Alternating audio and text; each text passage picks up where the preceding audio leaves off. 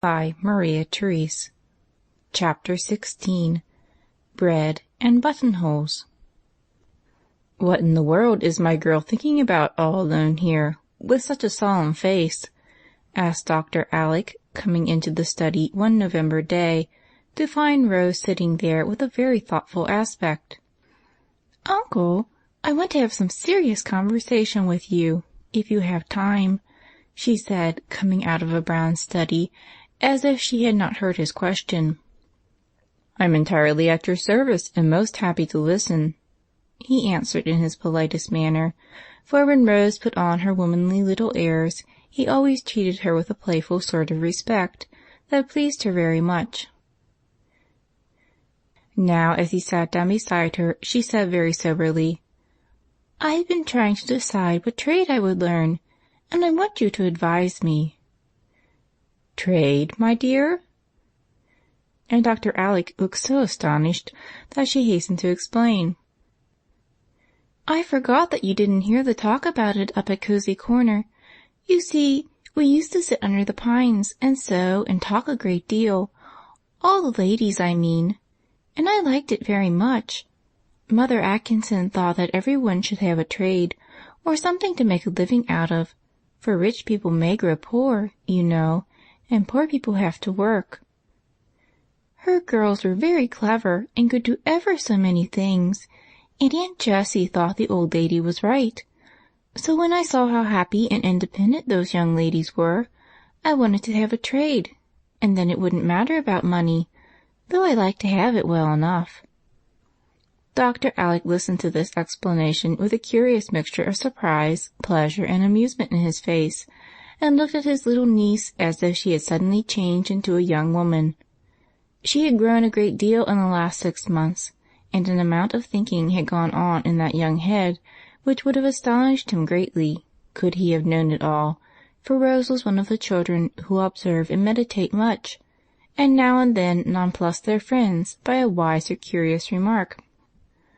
"I quite agree with the ladies, and shall be glad to help you decide on something if I can," said the doctor seriously. "What do you incline to?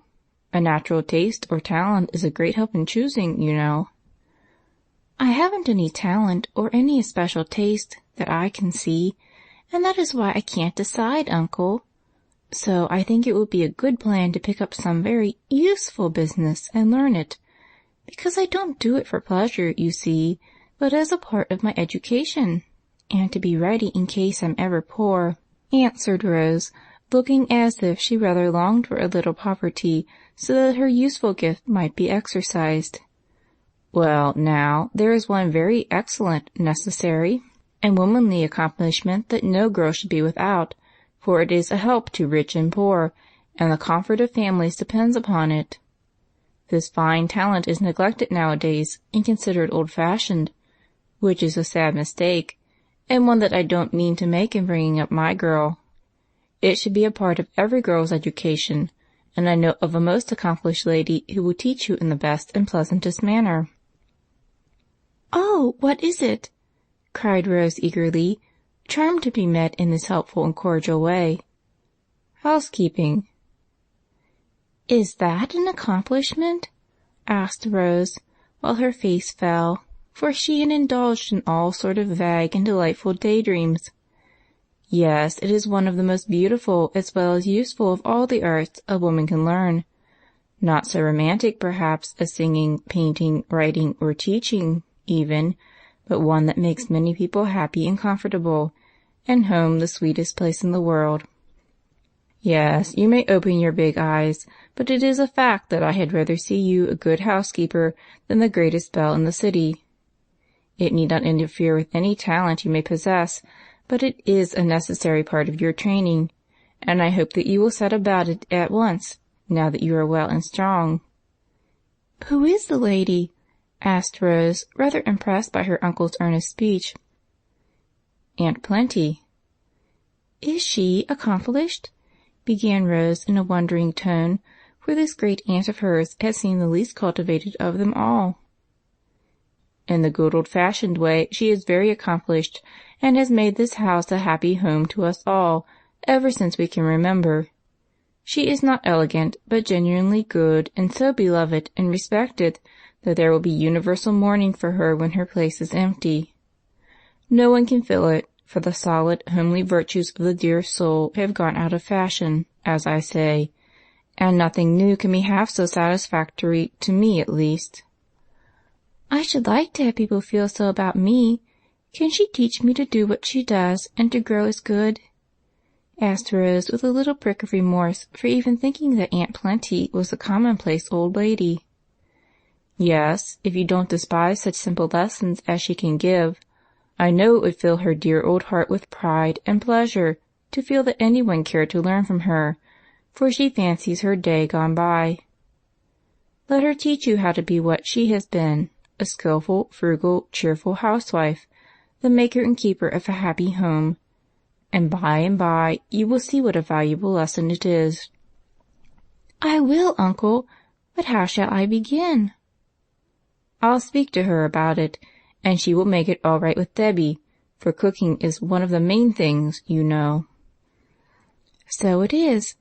I don't mind that a bit, for I like to mess and used to try at home, but I had no one to tell me, and so I never did much but spoil my aprons. Pies are great fun, only Debbie is so cross, I don't believe she will ever let me do a thing in the kitchen." "Then we'll cook in the parlor. I fancy Aunt Plenty will manage her, so don't be troubled. Only mind this, I'd rather you learned how to make a good bread than the best pies ever baked. When you bring me a handsome, wholesome loaf entirely made by yourself, I shall be more pleased than if you offer me a pair of slippers embroidered in the very latest style. I don't wish to bribe you, but I'll give you my heartiest kiss and promise to eat every crumb of the loaf myself." It's a bargain.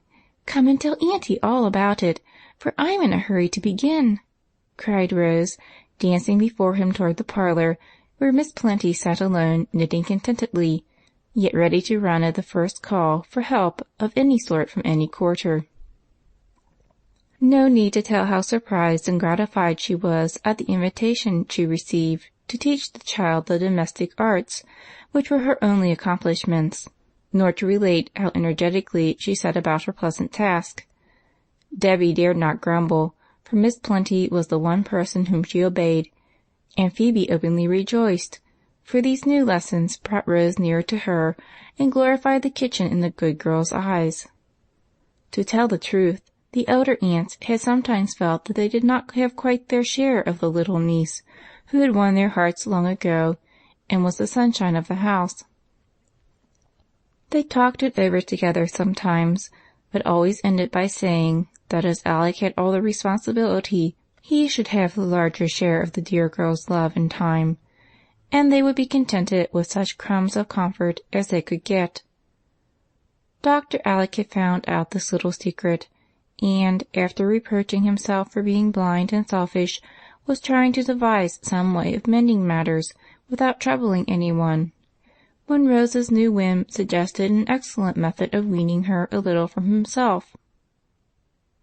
He did not know how fond he was of her till he gave her up to the new teacher, and often could not resist peeping in at the door to see how she got on, or stealing sly looks through the slide when she was deep in dough, or listening intently to some impressive lecture from Aunt Plenty.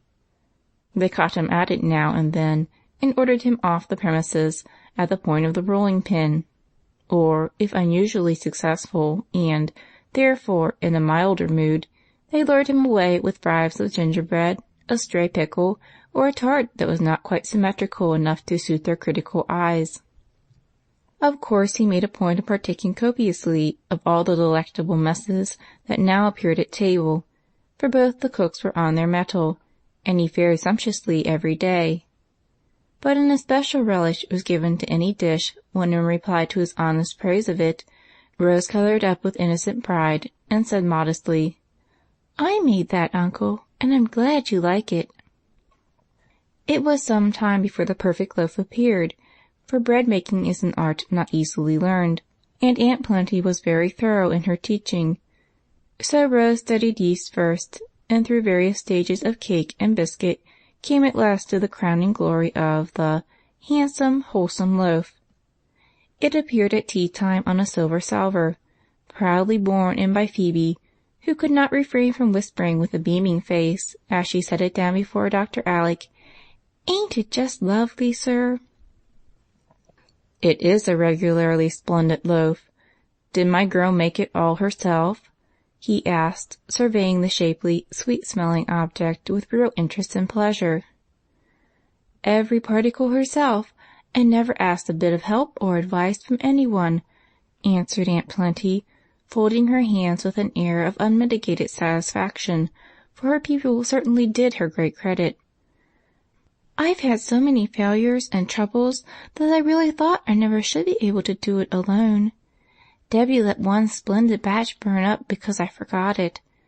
She was there and smelled it, but never did a thing, for she said when I undertook to bake bread, I must give my whole mind to it. Wasn't it hard? She might have called me, at least," said Rose, recollecting with a sigh the anguish of that moment. "She meant that you should learn by experience, as Rosamond did in that little affair of the purple jar, you remember." "I always thought it very unfair in her mother not to warn the poor thing a little bit, and she was regularly mean when Rosamond asked for a bowl to put the purple stuff in, and she said in such a provoking way, 'I did not agree to lend a bowl, but I will, my dear.' Ugh! I always want to shake that hateful woman, though she was a moral mamma." "Never mind her now, but tell me about my loaf," said Dr. Alec, much amused at Rose's burst of indignation. "There's nothing to tell, Uncle, except that I did my best, gave my mind to it, and sat watching over it all the while it was in the oven, till I was quite baked myself. Everything went right this time, and it came out a nice, brown, crusty loaf, as you see. Now taste it, and tell me if it is as good as well as handsome." "Must I cut it? Can't I put it under a glass cover and keep it in the parlor, as they do wax flowers and fine works of that sort?" "What an idea, Uncle! It would mold and be spoiled. Besides, people would laugh at us and make fun of my old-fashioned accomplishment. You promised to eat it, and you must. Not all at once, but as soon as you can, so I can make you some more." Dr. Alec solemnly cut off his favorite crusty slice and solemnly ate it. Then he wiped his lips, and brushing back Rose's hair, solemnly kissed her on the forehead, saying heartily, "My dear, it is perfect bread, and you are an honor to your teacher. When we have our model school, I shall offer a prize for the best bread, and you will get it." "I've got it already, and I'm quite satisfied," said Rose, slipping into her seat and trying to hide her right hand, which had a burn on it. But Dr. Alec saw it, guessed how it came there, and after tea insisted on easing the pain, which she would hardly confess she felt. "Aunt Clara says I am spoiling my hands, but I don't care, for I've had such good times with Aunt Plenty, and I think she has enjoyed it as much as I have.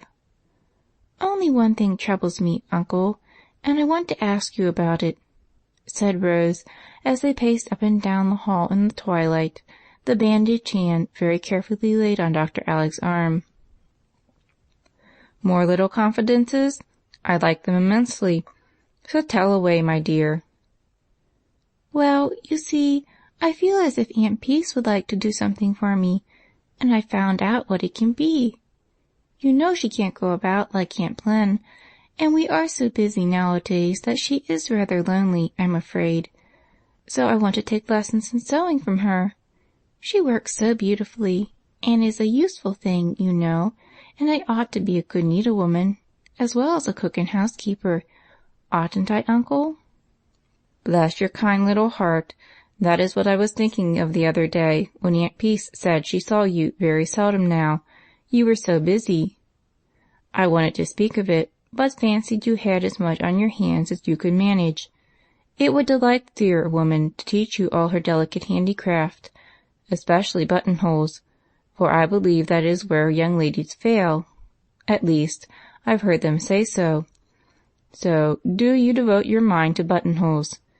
Make them all over my clothes if you want something to practice on. I'll wear any quantity." Rose laughed at this reckless offer, but promised to attend to that important branch, though she confessed that darning was her weak point.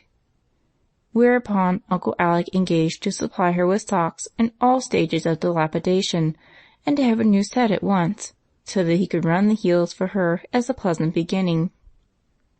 Then they went up to make their request in due form, to the great delight of gentle Aunt Peace, who got quite excited with the fun that went on while they wound yarn, looked up darning needles, and fitted out a nice little mending basket for her pupil. Very busy and very happy were Rose's days now, for in the morning she went about the house with Aunt Plenty, attending to linen closets and storerooms, pickling and preserving, exploring garret and cellar to see that all was right, and learning in the good old-fashioned manner to look well after the ways of the household. In the afternoon, after her walk or drive, she sat with Aunt Peace plying her needle, while Aunt Plenty, whose eyes were failing, knit and chatted briskly, telling many a pleasant story of old times, till the three were moved to laughter and cried together, for the busy needles were embroidering all sorts of bright patterns on the lives of the workers, though they seemed to be only stitching cotton and darning hose. It was a pretty sight indeed to see the rosy-faced little maid sitting between the two old ladies, listening dutifully to their instructions and cheering the lessons with her lively chatter and blithe laugh. If the kitchen had proved attractive to Dr. Alec when Rose was there at work, the sewing-room was quite irresistible, and he made himself so agreeable that no one had the heart to drive him away. "There, I have made you a new set of warm nightshirts with 4 buttonholes in each. See if they are not neatly done," said Rose one day, some weeks after the new lessons began. "Even to a thread and nice little bars across the end so I can't tear them when I twitch the buttons on. Most superior work, ma'am, and I'm deeply grateful. So much so that I'll sew on these buttons myself and save those tired fingers from another prick." "You sew them on?" cried Rose, with eyes wide open in amazement. "Wait a bit till I get my sewing tackle, and then you shall see what I can do." "Can he, really?" asked Rose of Aunt Peace, as Uncle Alec marched off with a comical air of importance. "Oh, yes, I taught him years ago before he went to sea, and I suppose he has had to do things for himself, more or less, ever since, so he has kept his hand in it." He evidently had, for he was soon back with a funny little work-bag, out of which he produced a thimble without a top, and having threaded his needle, he proceeded to sew on the buttons so handily that Rose was very much impressed and amused. "I wonder if there is anything in the world that you cannot do," she said in a tone of respectful admiration. "There are 1 or 2 things that I am not up to yet," he answered, with a laugh in the corner of his eye as he waxed his thread with a flourish. "I should like to know what." "Bread and buttonholes, ma'am." End of Chapter 16. Recording by Maria Therese.